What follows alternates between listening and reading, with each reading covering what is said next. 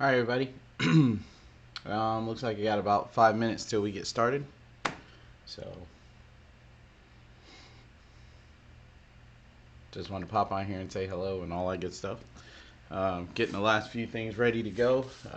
Hello, Wayne the Woodturner and Jeff Robinson. Welcome. So, I couldn't really decide what I wanted to do, so I'm gonna just wing it. A little bit of freestyle turning, as I've dubbed it in the description. Yeah.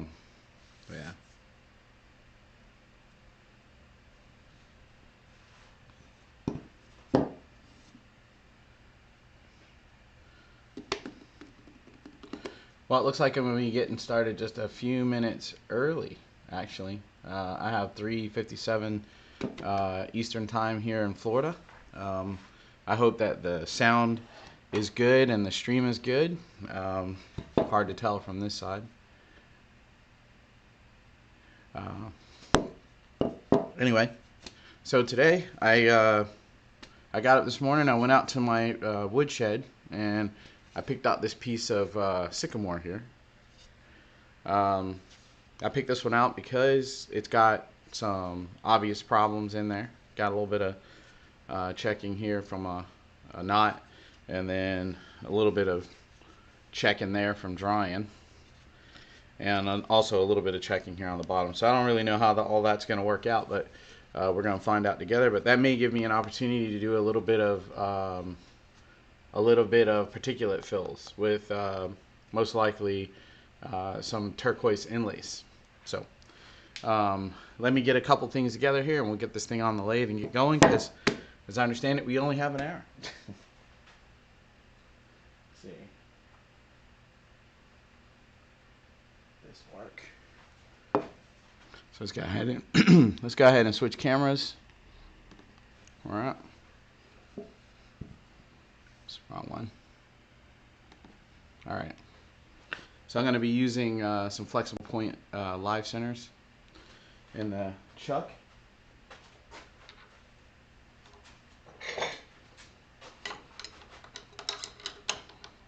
I don't really know what this blank looks like yet, because it's in pretty rough, pretty rough shape from the drying process and what have you. So I'm gonna try to mount this between points, see if I can't clean it up a little bit, and get a better idea of what I'm working with here. Now, I've talked about these flexible point centers before. They allow you to do things like this. Go ahead and mount your blank in, and then you can get an idea of what you got going. When you spin it like that, you can kind of see how well. In this case, I'm not trying to balance it because it's dried into an oblong shape, but I can see that probably. See here, back that off just a little bit. All right, I think I'm feeling better about that. Yep, it dried into an oblong shape, so I'm not really so much trying to center it, or trying to, well, anyway. So I'm going to go with that right there. Go ahead and lock this down. Alright, then we get our well gouge out and get cracking. See what's going on over here in the chat. See lots of people have joined us. Let's see.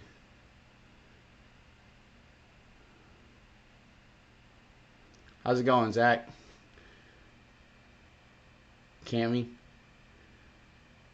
Yeah, thanks everybody for joining. Let's see, grab my whole gouge over here. So what I'm going to do now, in case you weren't here at the very beginning, I talked about how I don't really have a plan for this today.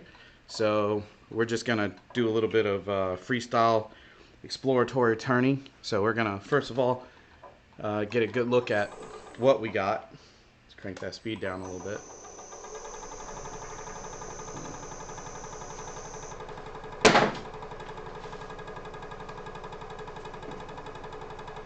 Okay. Let's see.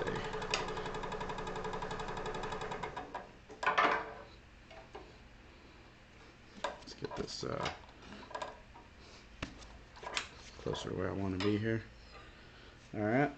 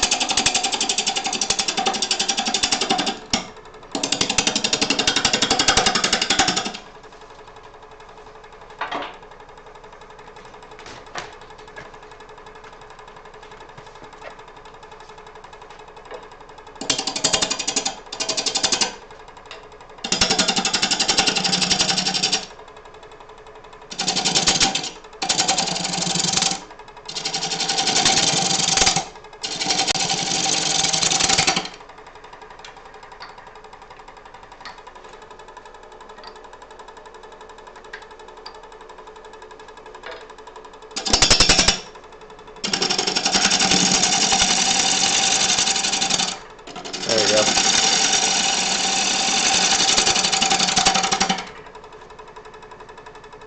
So when I'm roughing these blanks out like that, I find that it's easier. Oh, see if we can. I have to move this just a little bit. There we go. So I find that it's easier when you enter, either easier to come into the cut like this on a little bit of an arc.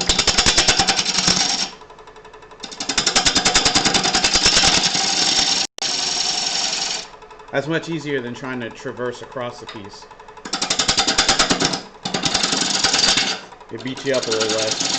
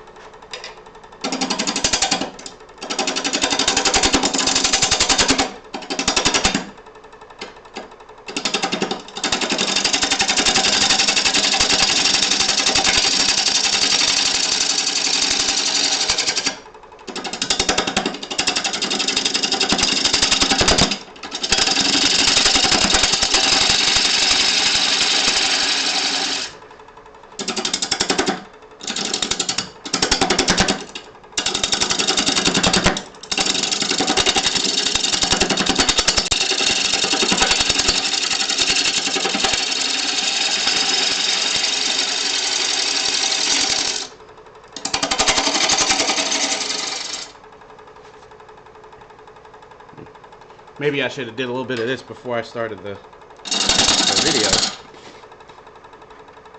Stuff's a little drier than I thought it was.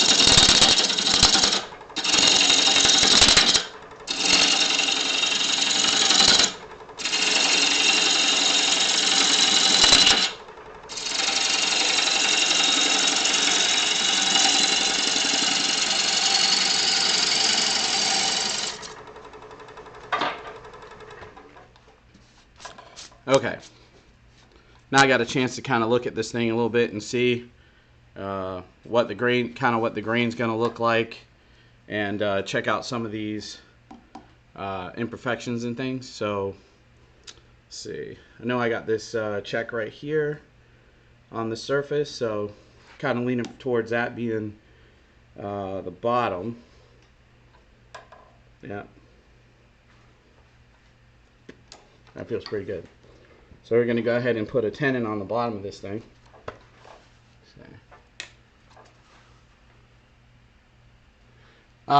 Leaping Lemur Craftworks asked why a bowl gouge instead of a roughing gouge. That's because this is a bowl blank, and as this goes around, I have side grain here, and end grain. Let's see, and end grain here, and you don't ever want to use a roughing gouge on end grain, ever.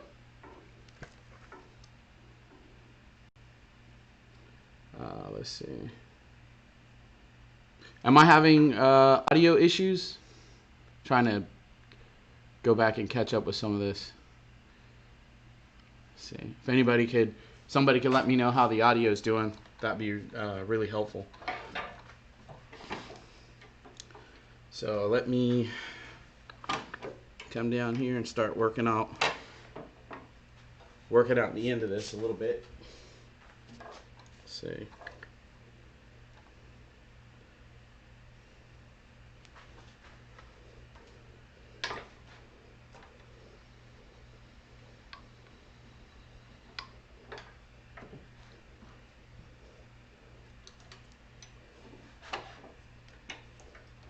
Alright, so this is going to be the end, so I'm going to go ahead and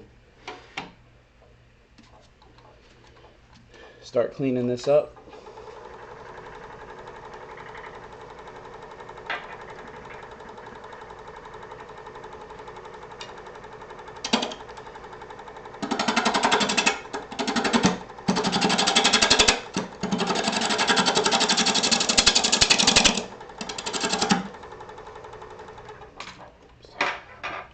Got that a little low.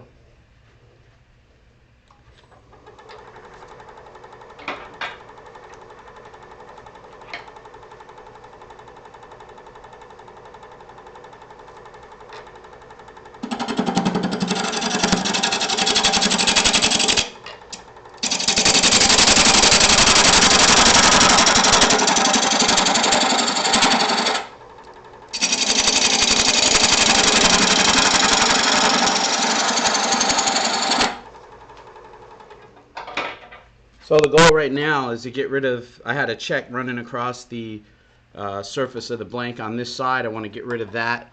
I also want to start working my way down towards a tenon, to grab a tenon so that I can remount this into the chuck. Oops. See if this other view here would be a little bit better working off the end. There we go.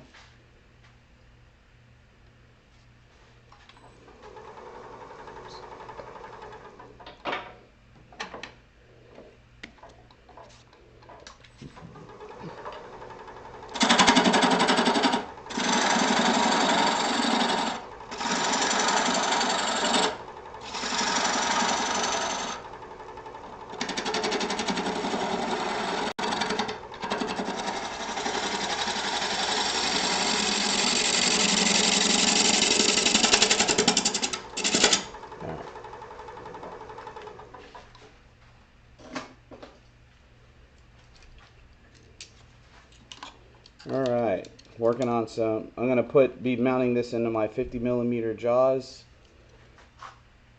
So I need roughly about a 2-inch tenon, somewhere in that area there.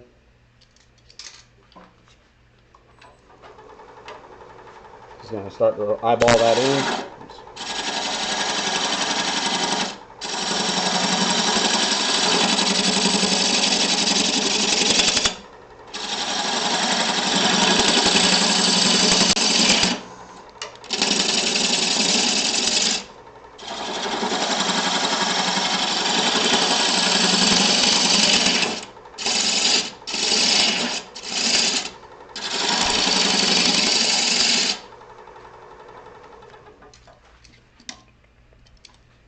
A little big.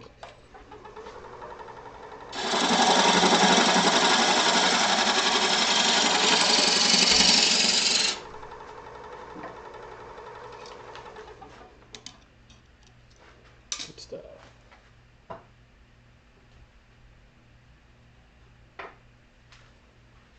Alright, I'm going to take my spindle gouge and I'm going to cut my dovetail.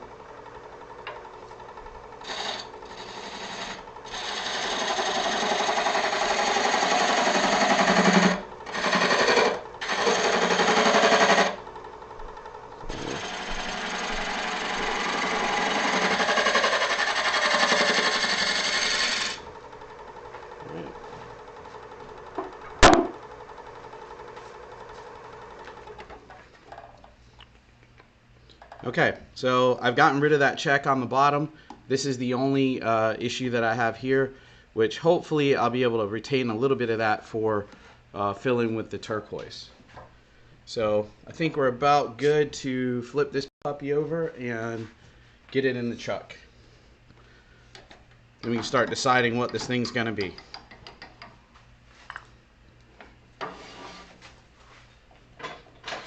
At this point it could be pretty much anything. Bowl, hollow form, whatever.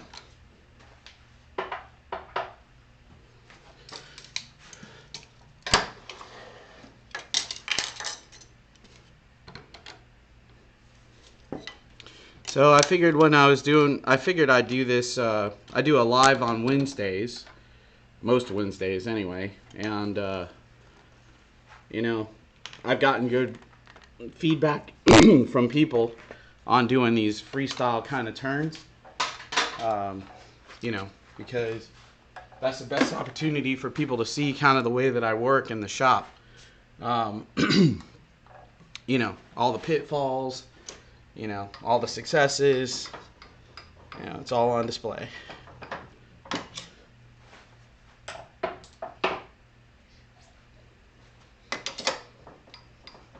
So I'm going to use I'm going to use the Nova Live Center system. I'm going to be using this standoff chuck here, standoff point, just so that it's not in my way.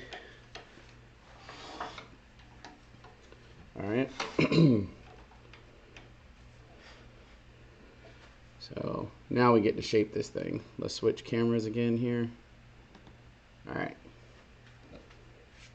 So I'm going to start off by shaping off the bottom, getting that a little closer to where I want to be, and seeing how much of that void I'm going to be able to keep.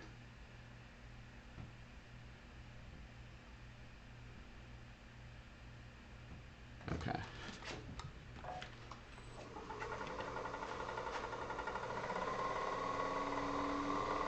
Now that I have it in a chuck, I can get a little bit more speed on it. Some better cuts.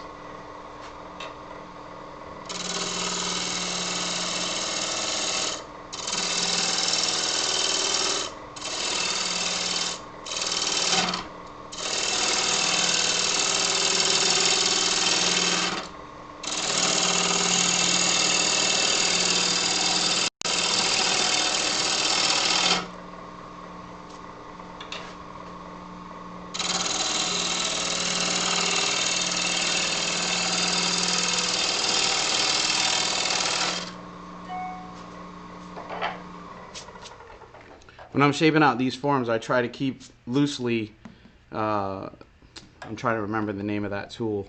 All of a sudden, you got a brain fart. Ooh. No, it's the rule of thirds. So I'm going to probably try to round over about 2/3 of the bottom of this, give it a little bit of a curve, and then I'll use the last third to round the top. I can't remember what that is called all of a sudden, but I mean, I don't feel like I have to be exact on it. You know, close is good enough for me.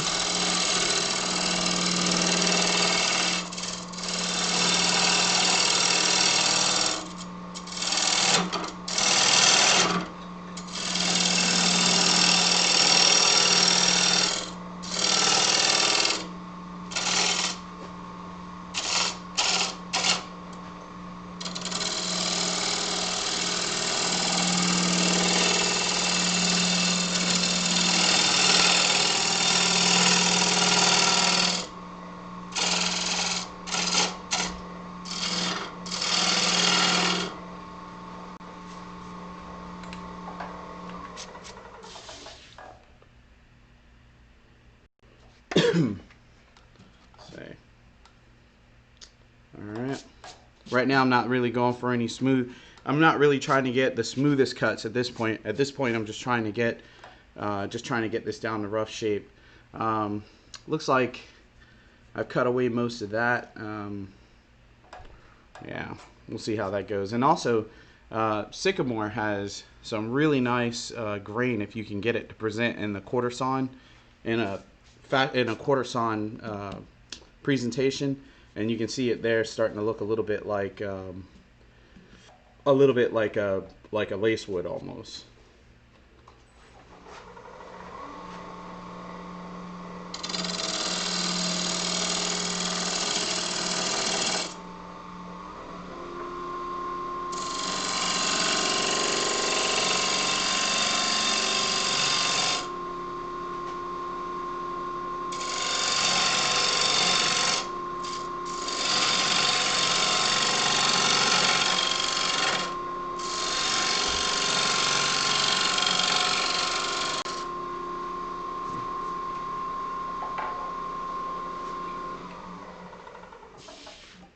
Okay. All right. Let's see. I don't know if the camera can pick that up, but see there's all kinds of chatoyance going on here. Go ahead and clean this up, and then we'll move on to the top. I gotta tell you, I've been getting a little less nervous about these lives, but the time frame, trying to meet a time slot's a little interesting.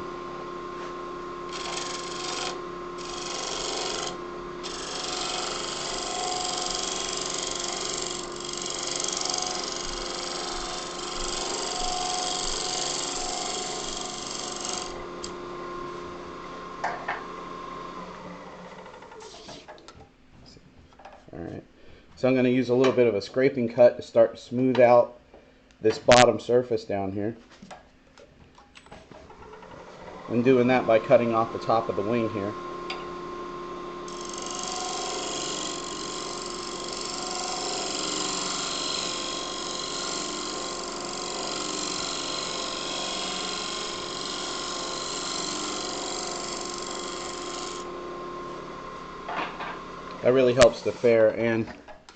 That really helps to fair and smooth the surface.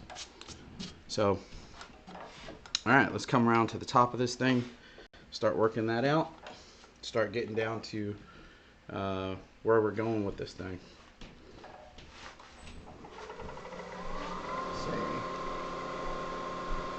I don't have anybody to keep up with on the questions for me, so I keep checking to make sure I'm not missing any. If I miss your question, just ask again.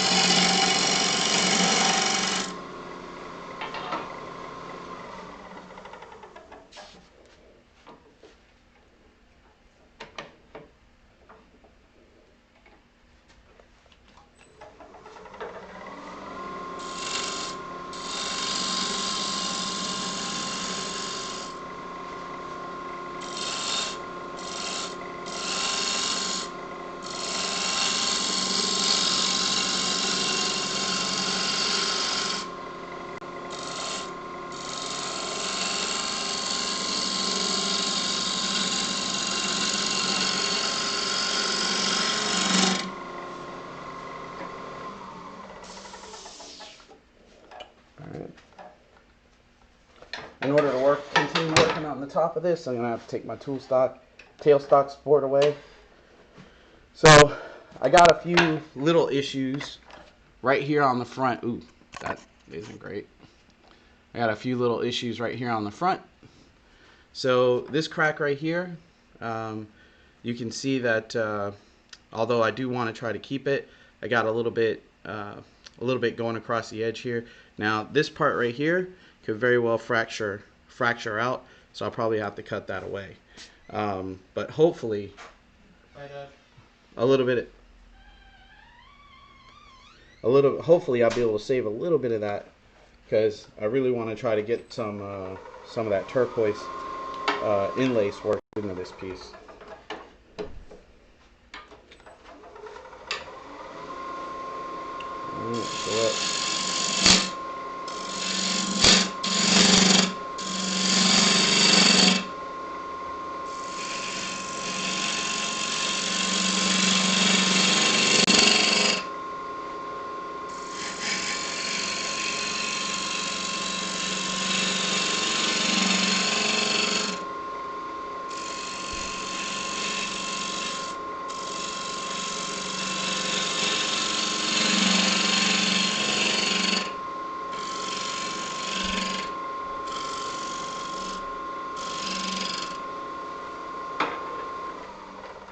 See where we're at.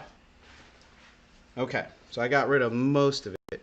Probably need to take out just a little bit more there, and then I'll have to clean this up a little bit with a razor blade before I go putting anything in there. And I also need to get just a little bit lower so that I can have a little bit of a neck here.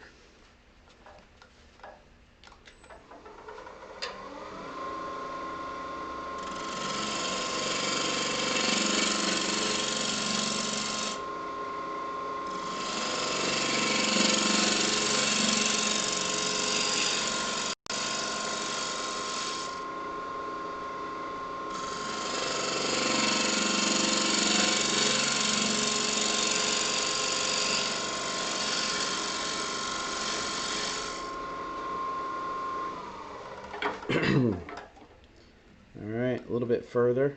I have pretty good all the way around except for this low spot here. This is one of those places where you kind of have to decide what you want to do, because I could just as easily go ahead and start to hollow this out and leave this uneven edge, although it's not a natural edge because this is created by the chainsaw. It is an opportunity to provide, you know, a little bit more interest to your hollow form. So that's really a thing that you can decide to go either way on. Today I'm going to go ahead and cut that smooth. So I'm going to take off just a little bit more.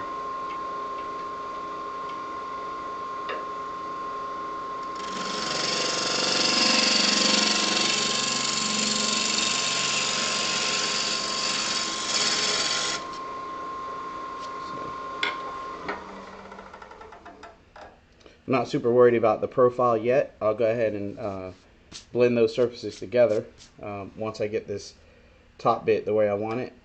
Something else that's starting to come out, something I'm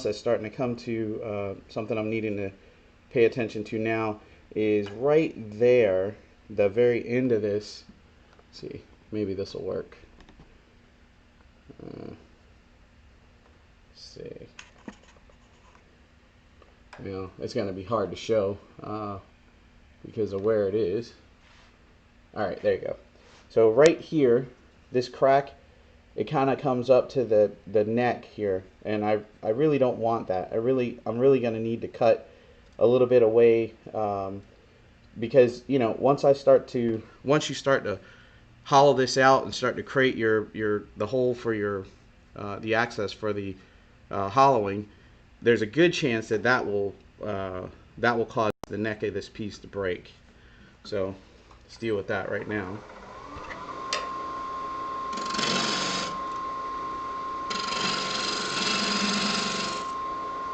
See if that's enough. Okay, that's good. So this looks like that's going to be our neck, the neck of our form here.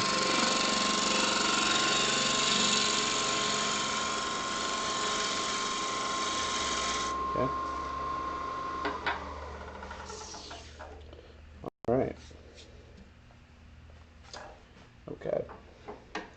So I'm going to go ahead and level this off, and then I'm going to start working on getting it leveled. Or level it off and start working on getting ready to start hollowing.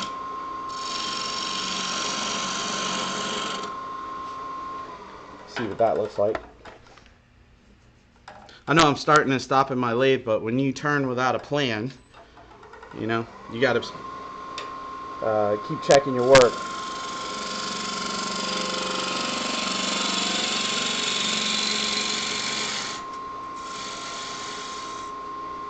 To make sure that last cut didn't undo something that you needed to, that you wanted to hang on to. So we got this rim here pretty much set up, and it's and the crack has been contained down here. So I'm gonna go grab a grab me a box a razor blade, try to clean this up a little bit and get a little bit of turquoise in there, and then I'm gonna start hollowing.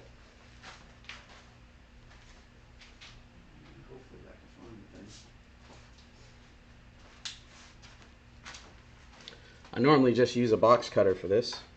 So basically all I want to do is cut away all this, let's see here, all this stuff on the surface, all this stuff right here on the edge of the hole. And this doesn't have to be, you know, this doesn't have to be surgical. We can take a little bit more material out if the blade slips or whatever, you know. I also want to kind of open it up a little bit so that I can get a good amount of the of whatever I'm going to fill it with in there. And I've used things like I've used brass shavings and glitter. I have whenever I turn ebony, I save the shavings from that, so I might use that. Just any number of things. Using CA allows you to have that, you know, that extra little bit of creativity. Like I said, you can see where the blade slips there. It's not really a big deal at this point because we still have to go back and cut away the top of this once we get the inlay in there. So I'm just going to go ahead and try to cut some of this stuff out. Widen that up. And then in places like this, you can do like a V cut. So you go in straight and then you come back out and you kind of like go to the side, kind of to the other side there. Just widen it out a little bit. All this is up to your artistic interpretation anyway. So, okay. So now we have ourselves a little place here where we can put some of our inlay and kind of talk about that a little bit. Okay. So I'm going to take this off the lathe, not off the chuck. Okay, and put that down. Switch back to this camera.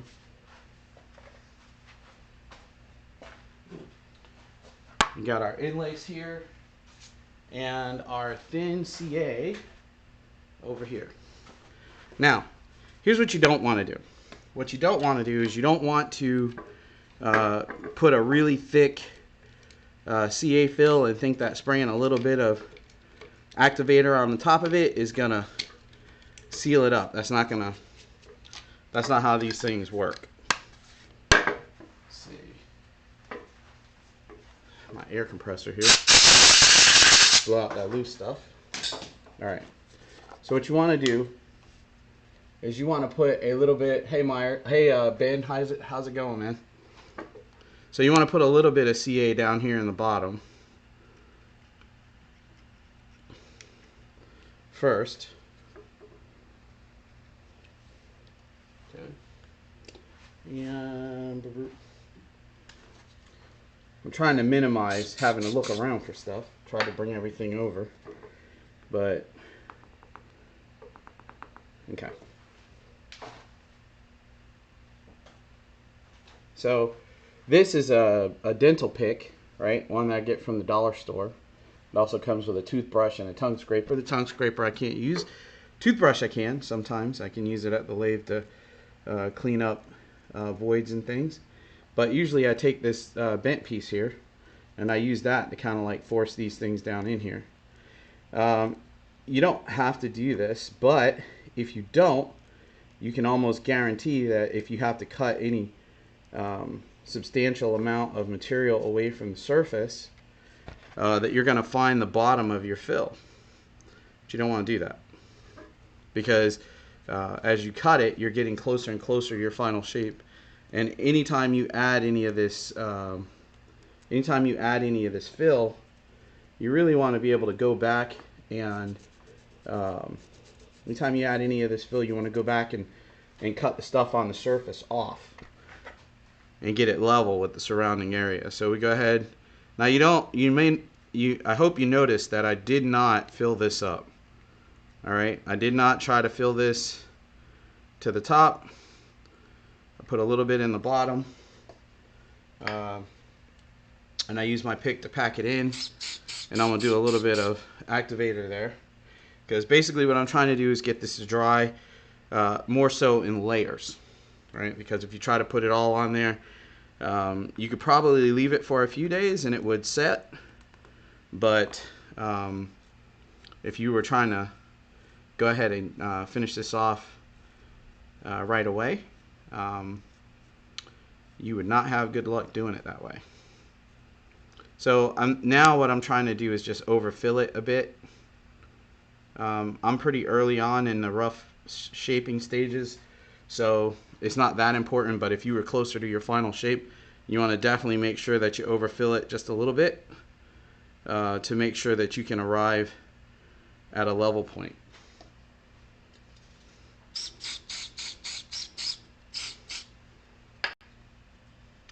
Now, something else that's worth mentioning, when you use this product, this Inlace product, when you have it packed in there really well, it comes out as a solid color.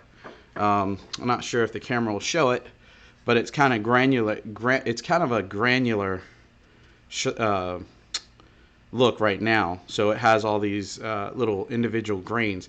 If you want to preserve that look, what you would do is you'd fill this below the surface, just so that you have a good amount of it in there, and then you go over the top of it with medium CA, which basically would set this as your inlay coat, and then you basically put a clear coat over the top of it that you could cut back. So there's lots of options for those kinds of things. I think I cut most of that one off. I don't think I'm gonna have time to, may not even have time to finish this thing. But I'm not gonna worry about that bottom one for now. So you're gonna give that just a couple of minutes to dry, and once it kind of feels dry, you can do a light kind of exploratory cut and cut across the top very lightly, all right, to see where you're at.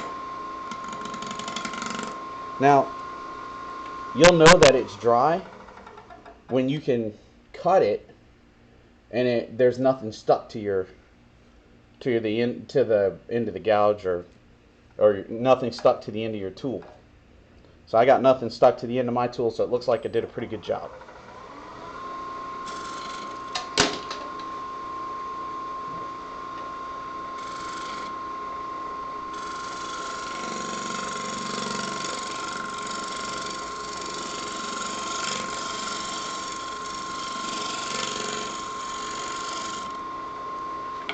I always try to take as gentle a cut as I can because I don't want to rip any chunks out. So let's get to this other camera over here. See, and you can see that actually worked out pretty good. I don't have any real surface voids or anything like that. So at this point, what I recommend doing is take it off the lathe again, because you can almost guarantee that there's going to be a couple of little pinholes in there. So take it off the lathe again. Well, in this case, because it's round, it'd be hard to pour that, get this on here with it vertical. So basically, I'm gonna take some medium. Oops. I'm gonna take some of this medium CA, and I'm just gonna smear a bit of it.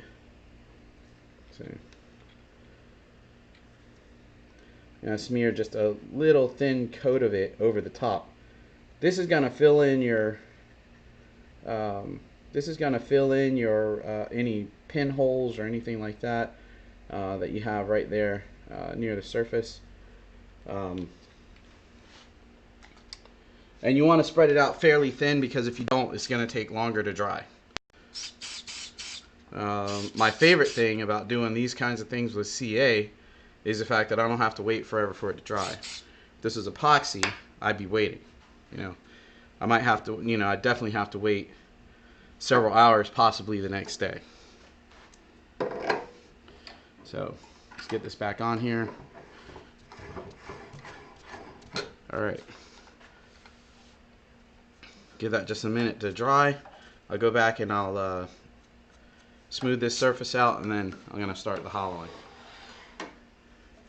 See how am I doing on time? Ooh, not good.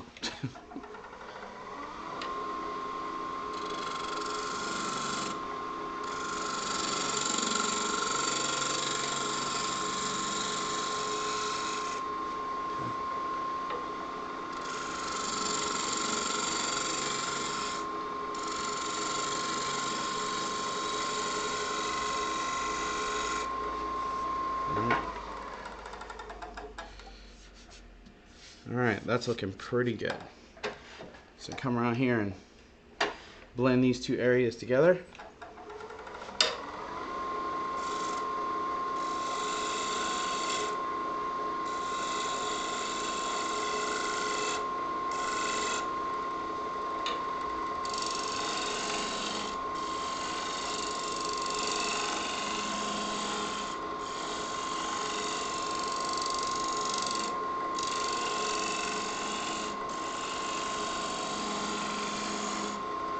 Again, I'm using this, using a shear scraping cut, or something similar to one, just to fair and smooth this shape. All right.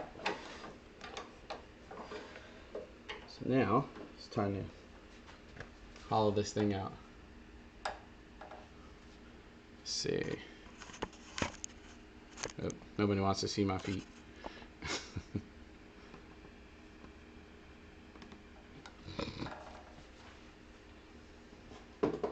So I'm going to use my boring tool here, and basically I'm going to use that to remove some of the wood at the center, some of the slow moving stuff at the center of the piece. As soon as I put this tool away.